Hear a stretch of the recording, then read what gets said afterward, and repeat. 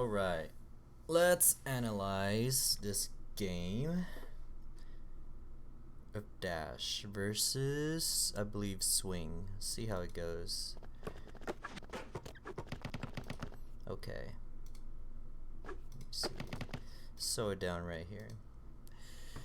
Okay, so right here we are setting up a dash, and a lot of you guys may be overwhelmed with where to go, especially if you're a new dash player.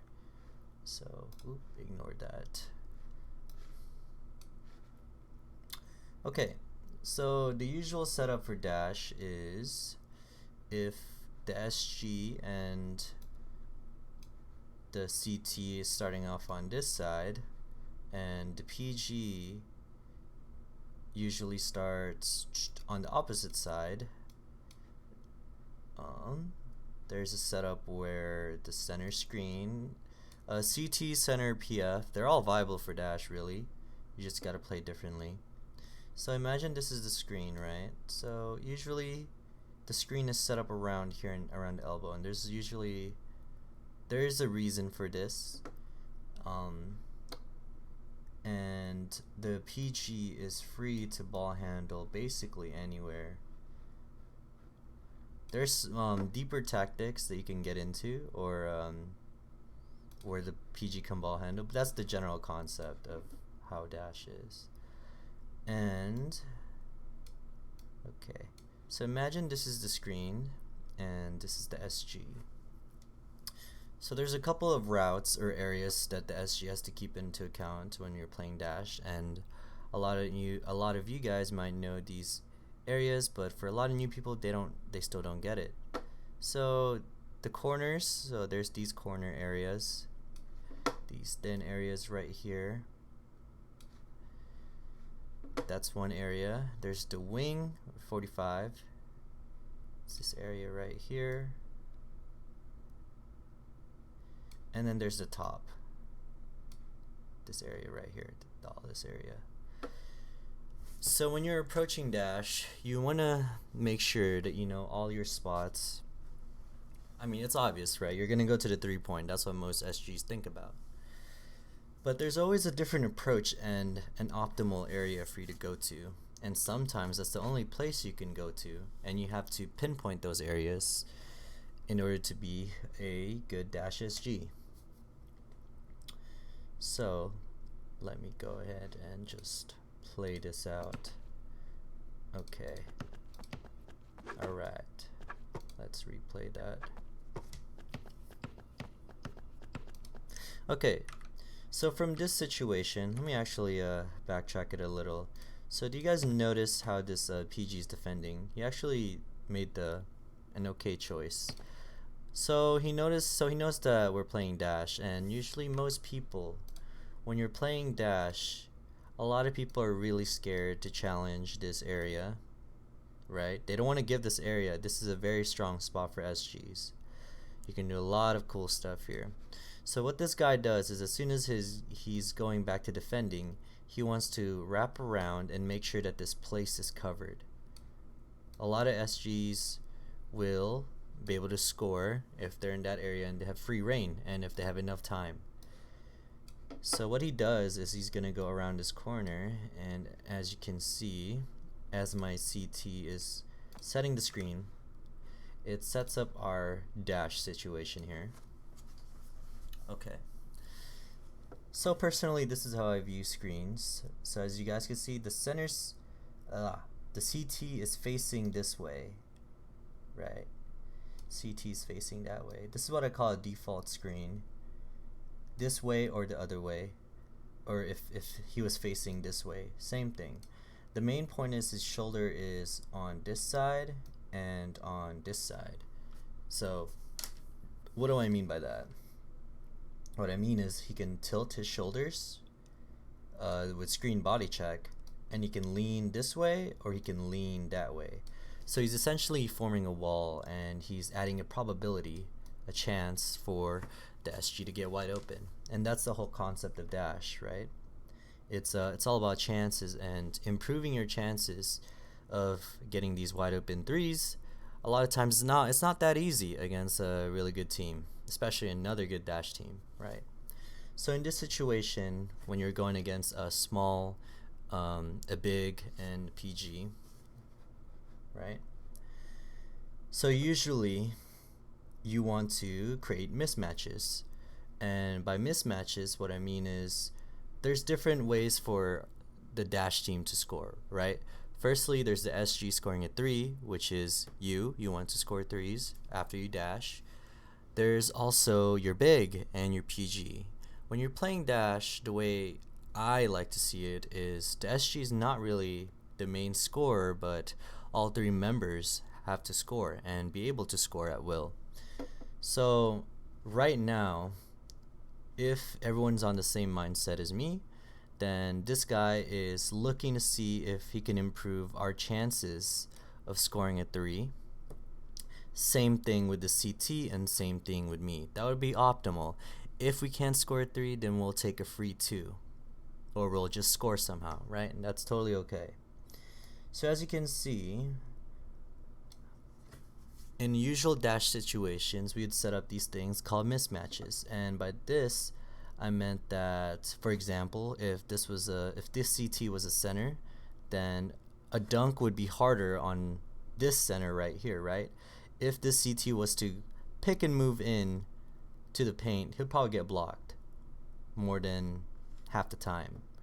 But if I'm able to drag the PG, this guy, towards the paint, and what I mean by this is basically the mismatch is created when I dash in an optimal way and basically away from the PG. If I dash away from the PG, remember what I said earlier, there's the corner right here, there's the 45 right here, there's the top, and there's the other 45 on the other side, the other wing, and there's the other corner. There's a couple ways that I can approach this, but I'm basically going to rule out this spot and this spot as not optimal routes because he's already in those spots and he's able to cover it. If I were to go this way, he's going to be able to cover that, and same thing for the corner right here. So those aren't really the best options for me. So the best option here is to really just go here, and this one would be possible.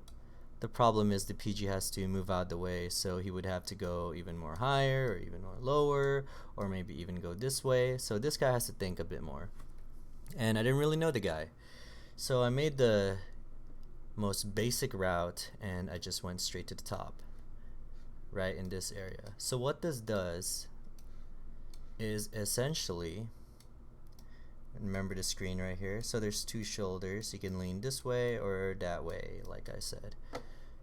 So this route right here is very optimal because it sets up a 90-degree angle, a perpendicular route, and in my opinion these are some of the hardest routes to guard because the guy has to pick his poison and go 50-50. So he has to either go here or he has to either go here. And what this does is it kind of, you know, sets up a little mind game, and if they hesitate, then this guy right here has to cover me, otherwise it's a free 3. So mismatch is created when I dash this way, and if I have that slight chance of being wide open, this guy for sure we're not allowed at. So I'm gonna drag him down to the 3-point area, and when I drag him down to the 3-point area, then this guy's wide open, so he can just go inside the paint and dunk or do what he has to do. And that's essentially the whole concept of a mismatch. Let's go ahead and see how this plays out. As you can see, I'm doing a little bobbin weaving for mind game usually, and he tilted to the right a little early, but it was the right decision. It's just the guy kind of flared out a little bit further out, so he wasn't gonna get hit. But when you flare out a little further out, then that gives me more space anyway. So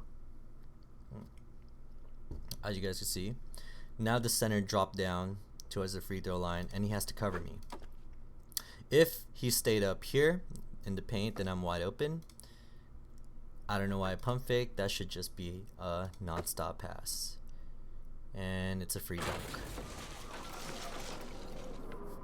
Beautiful. Gonna go ahead and skip this. Oh, wait, that's me. Hold up, let's not skip that. Okay, so we're back on offense. That was fast. So sometimes it's good to set up these very random screens or unpredictable screens. So right after a turnover, we got the ball back, and as you guys can see, the PG is running towards the right. So there's two options that my big man can play this out. He can either walk towards up here, try to set up a screen so this guy can go to the 3, or he can go in this area and try to set up a screen, right? Since this guy's going towards this way, we're kind of spacing for each other out, and we're giving each other a chance to score. Alright, let's see what happens. Okay, so he set up a screen right here. This is not really the best screen, but it's good enough. So for this case, the angle doesn't really matter. It's more of a faster screen. But this is an obvious one, right? Basically, it's just gonna tilt this way, which forces this guy to either get hit or avoid it, but either way, it buys me some time. And this guy is obviously covering this area right here, right? He's gonna go towards here, and that's not a bad thing. So usually there's different ways of approaching this. I can either go zigzag, I can do that, but this guy has to get hit. The problem with this is this guy has to get hit, and in that moment I wasn't sure if the screen was optimal enough. So the easiest route here is to really just go here in this area, because this guy is basically not going to be able to catch up to me, and this guy has to be dragged out of the paint and cover me, and that frees up space for my CT to go in and score for a mismatch. But there's something interesting here that happens. Let's go watch it. Okay, so in this situation here, when a kill pass occurs, and this is why I believe that fadeaway or quick change is not needed, and if anything it kind of hinders your chances in dash if you're playing it traditionally how the Koreans do it. So this is a really bad pump fake, but as you can see, it's good enough to scare the guy. Okay, this right here is what I call a kill pass fake. It only happens when you get a kill pass. So the moment you get a kill pass, you can watch my button input. So the moment you get a kill pass, you want to press D and hold the arrows in which you were just dashing. So any arrow keys really, but in this case it would be the direction that you were dashing. And the reason why you don't want fadeaway or a quick change on is because you would be dashing in directions that are away from the rim, and if you have fadeaway on, then you would input a fadeaway instead, or you might accidentally input a quick change instead. And I just think that kill pass fake is way stronger than those two skills, and if you're optimizing your dash route, you don't really need fadeaway, in my opinion. That's just me though. But as you can see, there's a lot of space. I could quick jumper this, but Cabernet's jump shot is not very good for dash SG, so I'm just playing my character and trying to play it right. So in this moment I press D. It's gonna prompt me to do a kill pass fake. In slow motion it looks really bad, right? But in game, that situation right there basically looked like a quick jumper.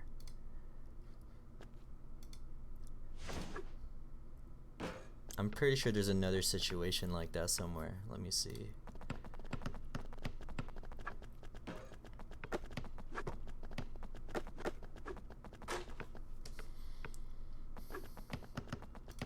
Okay, same situation here. Let me see how this one plays out though before I talk about it. Okay, exactly how I wanted it.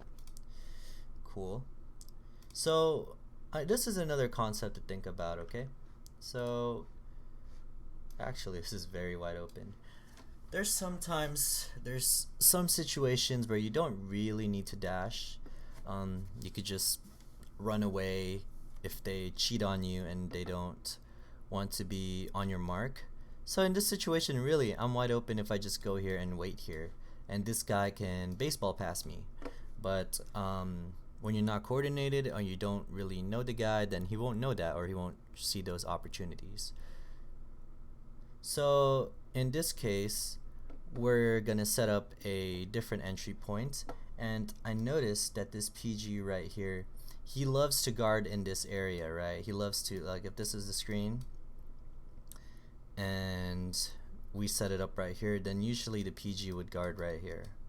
But we're gonna change that because that's kind of annoying, and it basically makes this area undashable, or it's just not accessible because he's already there, right? When we're here, when we're in this screen right here and we set it up, the usual setup, this guy's automatically gonna brain dead come here, and then this center is gonna guard here, and they're just gonna try to face me up. So this one's not open, this one's not open. If I go here, this center's gonna face me up. I can go here, but then this center's gonna cover me, etc. So what I'm doing here is I'm basically making an entry point. So I'm going towards the baseline, and what this does is basically pulls this guy up. So when you're pulling him up, because he wants to guard you, right? If you're gonna pull him towards the baseline right here, he has to follow you. If this guy follows you, then it's a free dunk, right? So by pulling this guy up here, we essentially change their defense, right? If I'm walking here and I'm standing in this area, if this guy doesn't follow me, free three. But he wants to mark me, so now we change his position. Now he's in this area, and now he's not here, and that's what we want. That's one of the really, no one really thinks about this now that I think about it, besides a couple of people. Okay, so if the screener sets the screen right here and the PG's here, or the defender, whatever, defender is here, SG is here, this is what I want to call like the danger zone for the defender. Basically at this point, the SG has the most options, especially if they're very good at attacking this area right here. This is basically where a great SG separates itself from an amazing SG and what have you. By this I mean they can do some very creative routes, like this one right here, or this one right here, or this one right here. You know, it just depends, situational, right? I'll probably make another video for that. But basically, let's play this out. As you guys can see, I'm pulling him up. A lot of people don't think about it, right? They don't know, oh, like, if it made a difference. It does. It makes a big difference, trust me. So the center, so the CT is screening right here. And look, by the looks of it, he's facing that way, so the screen angle is here and here, right?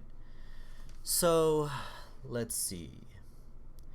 So I don't instantly route, because in this situation it might not be obvious, or it might just be, oh, I'm gonna go this way, right? Immediate thought. That's not a bad idea, but sometimes opportunities come when you're a bit more patient. So let's see here. So this right here is what I call a very good chance of getting wide open. So as you guys could see, he can tilt up this way if the guy follows from above, or he can go this way if the guy follows below. And right now the PG has very good pressure up for the paint. So he's dragging the center away, which is good, and he's dragging this guy away, which is good. So right now it's just this guy that's worried about me, and that's perfect. So in this situation right here, the PG can always kick out to me, and it really just depends on which route I take here. I have a lot of freedom. I can go this way, I can go this way, I can go this way, I can go this way, or I can go this way. Now this way is probably not good because the guy's already up here. He's gonna follow me, he's gonna mark me. This one right here, we'll talk about that in a sec, This one right here, not a very good route because this guy's still here. He can come and face us up right here, and then this guy can just follow. Not very efficient. This one right here is also not the best route because if this guy were to just stay in this position right here, he'll just follow me and I'll be marked. Unless he wraps around here because it's a mind game and he doubted himself for a second, then that's a completely different situation. Now what I'm doing here is I'm basically going to walk around here and I'm going to watch his behavior and see where he goes. If he chills around in this area, remember what I said about the danger zone, then this is the most freest spot towards this area. So I'm going to try to attack this point right here. So as you can see, he's kind of sleeping and it's just a wide open. He's trying to go for an intercept actually.